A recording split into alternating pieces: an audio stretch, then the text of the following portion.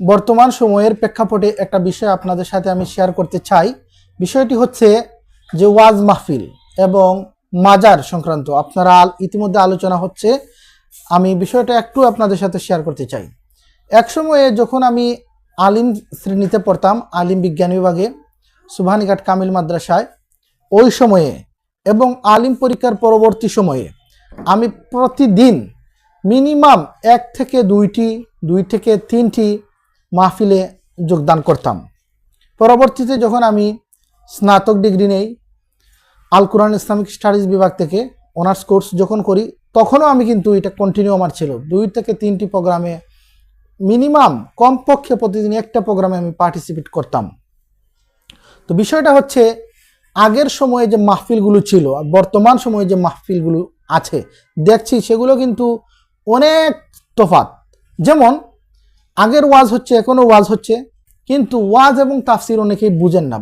তাফসির হচ্ছে পবিত্র কুরআনুল কারীমের আয়াতকে ব্যাখ্যা বিশ্লেষণ করে শানে নজুল এবং প্রত্যেকটা শব্দের, প্রত্যেকটা অক্ষরের, প্রত্যেকটা আয়াত, প্রত্যেকটা ভার্সের যে শুধু ট্রান্সলেট নয়, এটাকে পুঙ্খানুপুঙ্খভাবে ব্যাখ্যা বিশ্লেষণ করে কি, কেন, কখন, কোথায়, কিভাবে, অ্যাডভান্টেজ ডিসঅ্যাডভান্টেজ সহ বিস্তারিত ডিটেলস আলোচনা করা হচ্ছে তাফসির। আর ওয়াজ হচ্ছে মনে করেন একটা গল্প গুজব দিয়ে, মনে করেন মনসুর হাল্লাজের একটা গল্প, হযরত আলকামা রাদিয়াল্লাহু তাআলা আনহুর একটা গল্প, এরকম হযরত মুসা আলাইহিস সালাতু সালামের সময়ের কিছু গল্প, হযরত ঈসা আলাইহিস সালাতু সালামের সময়ের কিছু গল্প, এরকম বিভিন্ন নবী, রাসূল, সাহাবী, তাবেঈন, তবে তাবেঈন, আইম্মায়ে মুস্তাহিদিন, আইম্মায়ে মুতাআখিরিন, সলফে সালিহিন, বিভিন্ন সময়ের গল্প গুজব দিয়ে উপমা দ্বারা যে আলোচনা করা হয়, সেখানে কখনো কোরআনের 1-2টা আয়াত আনা হয়, হাদিস থেকে হাদিস চয়ন করা হয়, হাদিসের বিভিন্ন অংশ খণ্ডগুলো নেওয়া হয়, এরকম করা হয়। এটা হচ্ছে ওয়াজ মাহফিল। আমি বোঝানোর চেষ্টা করছি ওয়াজ মাহফিল এবং তাফসিরুল কোরআন মাহফিল এটা ডিফারেন্ট টাইপস, এটা বোঝানোর চেষ্টা করছি। এবং অপরপক্ষে হচ্ছে আগে যে ওয়াজগুলো হতো, আগে যে মাহফিলগুলো হতো, এখনো বর্তমানে হচ্ছে, কিন্তু এখানের মধ্যে অনেকটাই ফারাক দেখি। এখন আমি মাহফিলে যেতে চাই না, বা অনেকেই যারা বিজ্ঞ আলেম যারা আছেন অনেকে মাহফিলে যেতে চান না। আবার অনেকেই দেখা যায় গলার আওয়াজটা একটু ভালো আছে, আবার আঞ্চলিকতার একটা প্রবণতা আছে। যারা অঞ্চল ভিত্তিক, যেমন আমাদের সিলেট এরিয়াতে যারা ওয়াজ, অনেকে আছে আঞ্চলিক ভাষায় কথা বলেন। আঞ্চলিক ভাষায় কথা বললে ডিমান্ড নাই, দাওয়াত দিতে হয়, সে কারণে দাওয়াত দিচ্ছে। ওখানে হাদিয়ার পরিমাণ, গাড়ি ভাড়াও দেয় না, এরকম অনেক সময় অবস্থা আছে। এটা হচ্ছে ট্রেডিশনে হয়ে গেছে। আবার দেখা যাচ্ছে যে চাঁদপুর থেকে একজন আল্লামা নিয়ে আসলেন, আল্লামা বিল্টু মাদ্দাজিল্লাহু আলী, গলার আওয়াজ আছে, ভালো আছে, আসার পরে যে চেঁচামেচা, যে চিৎকার আরম্ভ করলো, আইয়ুব নবীর যে কাহিনী বলা আরম্ভ করলো, 1 ঘন্টা থেকে 1.5 ঘন্টা যে এমন চেঁচামেচা চিল্লাচিল্লি করলো, এখানে না থাকে কোরআন, না থাকে হাদিস, না থাকে ইজমাউল উম্মতের কোনো কিছু, না থাকে কিয়াস, একটা গল্প বলে কিছুক্ষণ টেনে টেনে মানুষকে মোটিভেট করে কন্টাক্ট করে আসলো। যারা আম মানুষ, ছাগল কোয়ালিটির মানুষ, এরা তাদেরকে হায়ার করে আনে, এক ছাগল আরেক ছাগলকে ইনভাইট করে নিয়ে আসে, এনে পাবলিকের কাছ থেকে চাঁদা নেয়।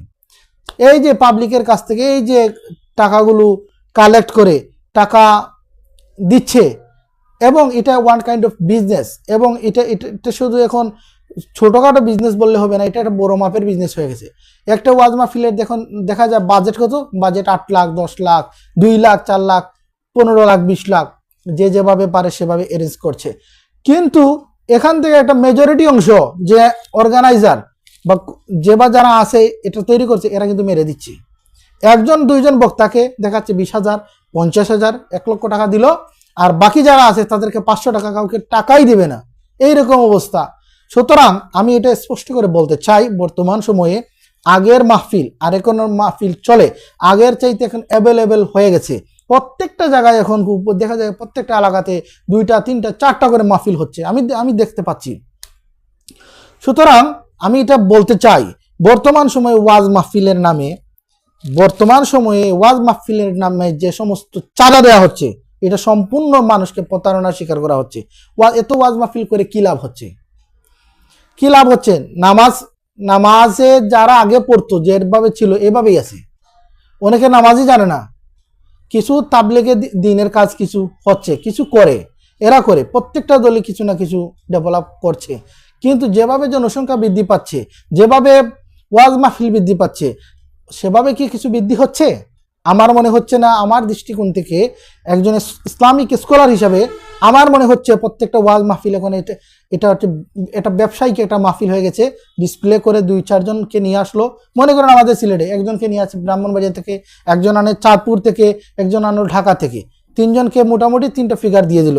বাকি যারা আছে, বাকি যারা মনে করেন লোকাল নেবে 1000, 500 টাকা, 1500 টাকা, 2000 টাকা, একজন মোটামুটি গেট আপ শুদ্ধ করে কথা বলতে পারলে।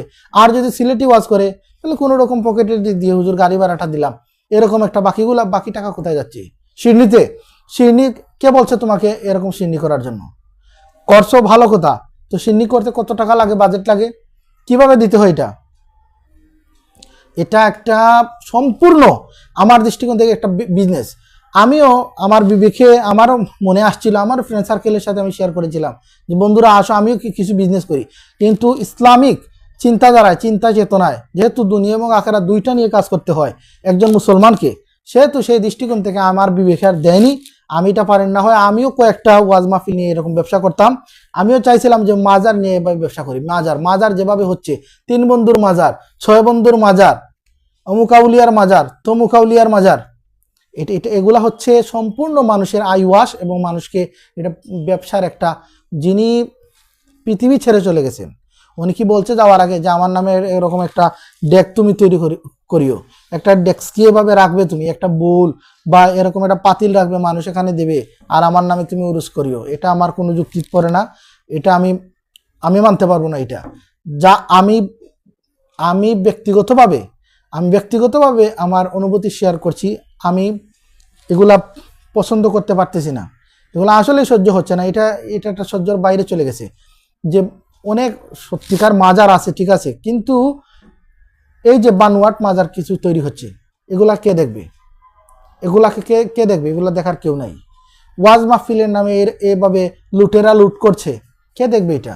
সুতরাং আপনি আপনার পকেটের টাকা দিবেন, আমি দেব না। আপনার পকেটের টাকা আপনিই দিবেন, আপনি দেখে দিবেন, বুঝে দিবেন যে মাহফিলটাকে সত্যিকার মাহফিল, মাজারটাকে সত্যিকার, এটা এখানে দিলে আমার কি লাভ, আমার কি সুবিধা অসুবিধা, এগুলা বুঝবেন। আবেগিত হয়ে আবেগকে কাজে না লাগিয়ে বিবেককে কাজে লাগিয়ে, আপনার বিবেক যদি বলে এটা এখানে দেওয়া উত্তম, হ্যাঁ অবশ্যই দিবেন। আপনি এতিমকে সহযোগিতা করতে হবে। এতিমের মাথায় হাত বুলালে কি পরিমাণ ফায়দা হাদিসের কিতাবের দিকে তাকালে বোঝা যায়। সুতরাং কোথায়, কখন, কিভাবে, কাকে দিতে হবে, কাকে দিতে হবে না, কোথায় দিলে আমার কল্যাণ হবে, কোথায় দিলে আমার অকল্যাণ হবে, এই জিনিসগুলোকে আইডেন্টিফাই করতে হবে। হামুকা যে কোনো মসজিদের নামে, মাদ্রাসার নামে, ওয়াজ মাহফিলের নামে দেওয়া থেকে বিরত থাকবেন। যে কোনো জায়গা যেখানে দিলে ভালো হবে, যেখানে দেওয়া সত্যিই প্রয়োজন সেখানে দিতে হবে। অন্যথায় অন্য কোথাও দিয়ে খামোখা কষ্টে অর্জিত হালাল টাকা নষ্ট করার মানে হয় না, কারণ একদল লুটেরা এটা লুট করে নেবে। আর যদি উল্টাপাল্টা পয়সা হয় তাহলে আপনি দিতে পারেন। যদি প্রশাসনের স্টাফ হন বা অন্য জায়গার কোনো স্টাফ হন, ভালো ফেসিলিটি হয়েছে, কাস্টমসের স্টাফ হন, প্রচুর অর্থ সম্পদ করে ফেলেছেন, আল্লাহর রাস্তায় দিতে পারেন, সমস্যা নাই। আমার ব্যক্তিগত মতামত আমি জাস্ট শেয়ার করলাম।